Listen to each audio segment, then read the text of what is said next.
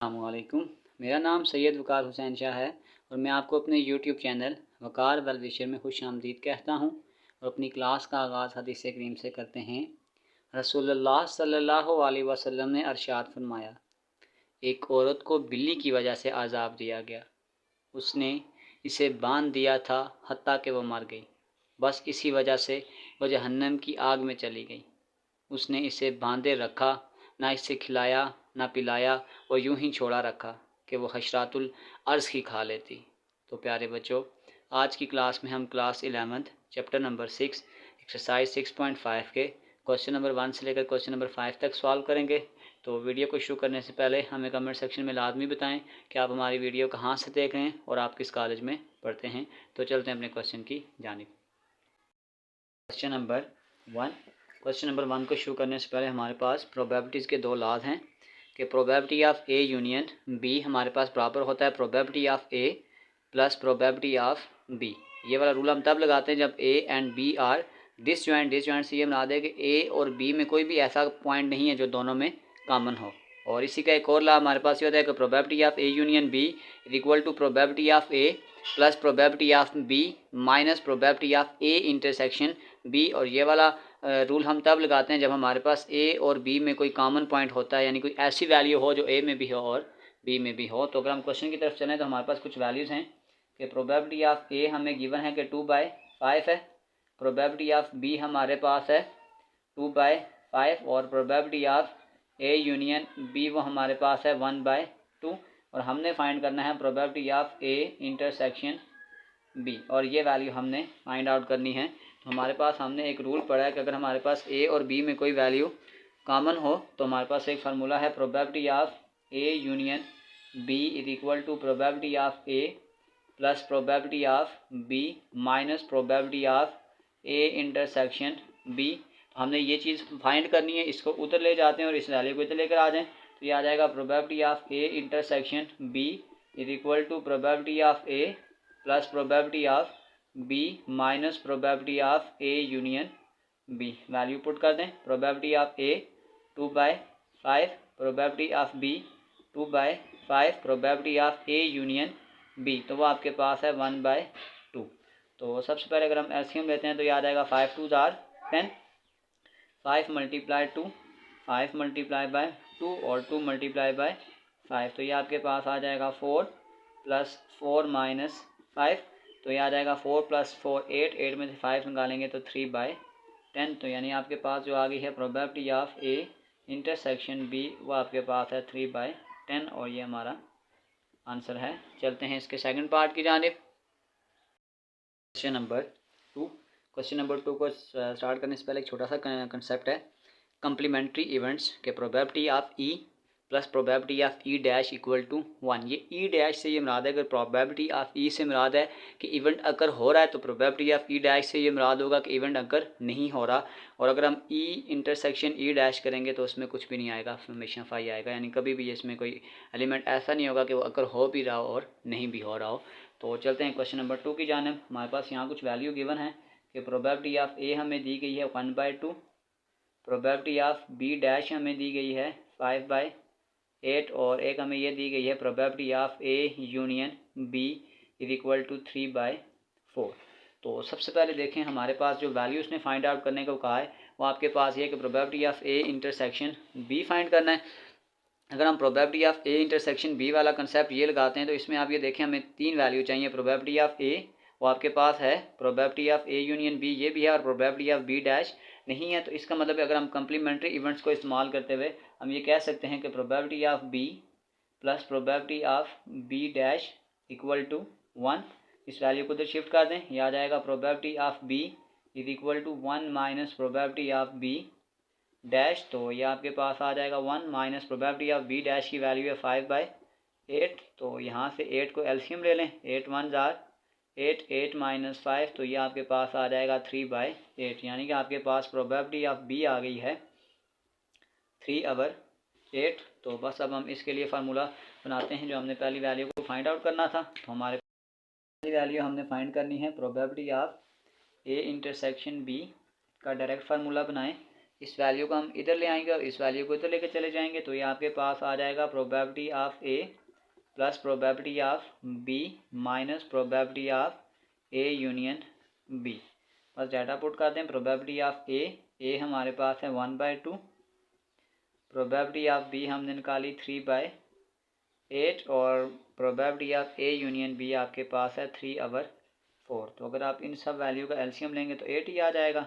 2 4 jar 8, 8 1 jar 8 और 4 2 jar 8, तो ये आ जाएगा 4 + 3 - 3 2 जार 6। तो ये आपके पास आ जाएगा 4 + 3 7, 7 में से 6 निकालेंगे 1/8। तो आपके पास आ गया है probability of probability of A intersection B, वो आपके पास आ गया 1/8 और ये हमारा पहला आंसर है।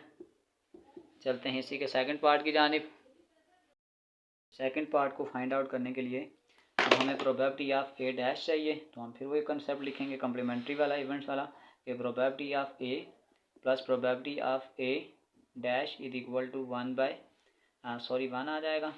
और इस प्रोबेबिलिटी ऑफ ए को उधर जाके माइनस करते हैं, आ जाएगा probability of A dash is equal to 1 minus probability of A, और यह आ जाएगा 1 माइनस प्रोबेबिलिटी ऑफ ए आपके पास है 1/2। तो अगर आप यहाँ पे 2 एलसीएम ले लेंगे तो आ जाएगा 2 - 1, तो ये आपके पास आ जाएगा 1/2, यानी आपके पास आ जाएगा प्रोबेबिलिटी ऑफ ए डैश, वो भी आ जाएगा 1/2। तो इस क्वेश्चन को करने से पहले हमारे पास एक डिमॉर्गन लॉ है। वो डिमॉर्गन लॉ हमारे पास ये कहता है,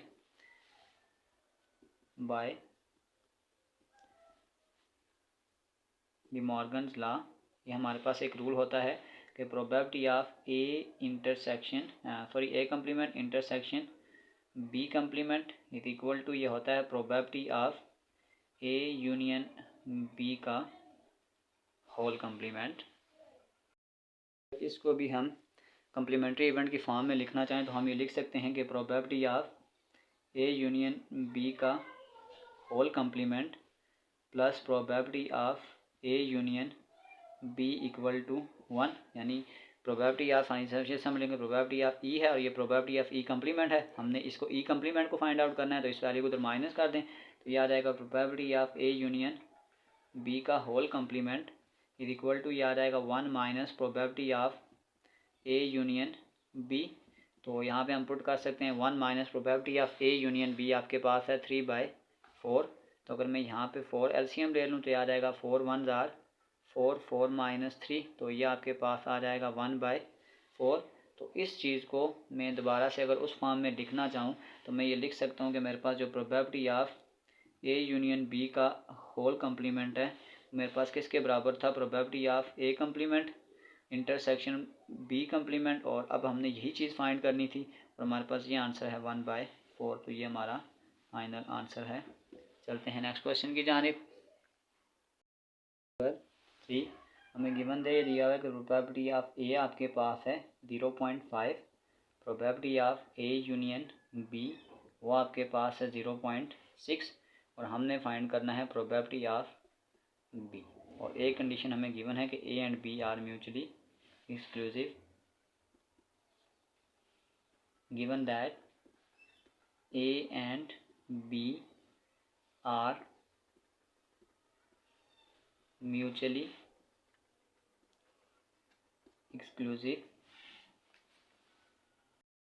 फॉर्मूला ये होता है probability of A union B is equal to probability of A plus probability of B. बिल्कुल यही कंसेप्ट है, जब ये डिसजॉइंट होंगे ये वाला कंसेप्ट। तो अब आपके पास हमने प्रोबेबिलिटी ऑफ बी को फाइंड करना है, तो इसको इधर लेके आ जाएगा probability of A union B और प्रोबेबिलिटी ऑफ ए को इधर माइनस कर दें, यहाँ आ जाएगा probability of A is equal to probability of B. Probability of A union B 0.6 minus 0.5 is equal to probability of B.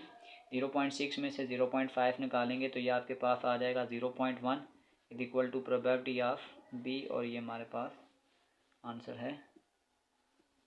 चलते हैं क्वेश्चन नंबर 4 की जानिब। Question number 4, a bag contain 30 tickets number from 1 to 30, यानी अगर हमारे पास sample space अगर हम बनाएंगे तो इसका मतलब है कि उस पर 30 टिकट्स और नंबर यूँ लिखे हैं 1 to 3 अप टू 30। तो इसका मतलब है अगर हम इसमें टोटल देखेंगे तो ये आ जाएगा NS इज इक्वल टू 30। कहता है 1 ticket is selected at random, find the probability that the number is either odd. पहली कंडीशन आपके पास ये कि नंबर आपके पास ऑड हो। हम ये लिख सकते हैं A is equal to odd number, और अगर मैं ऑड को लिखूंगा तो ये आ जाएगा 1 3 5 7 9 अप टू 29। तो इसका मतलब ये हो गया कि अगर हम 29 तक 30 तक ऑड नंबर देखेंगे तो आपके पास आ जाएगा 15। तो इसका मतलब ये आ गया कि अगर मैं n ऑफ A को लिखूंगा तो ये आपके पास आ जाएंगे 15। इसी तरीक़ाकार से सेकंड कंडीशन है द स्क्वायर ऑफ इंटीजर, यानी कि वो नंबर स्क्वायर हो। B हम रख लेते हैं square of number, square of number. तो आपके पास हो सकता है 1 4 9 यानी 3 का स्क्वायर, 16 4 का स्क्वायर और 25 5 का स्क्वायर। तो ये आपके पास आ जाएगा n ऑफ B अगर निकालेंगे तो वो आपके पास आ जाएगा 5।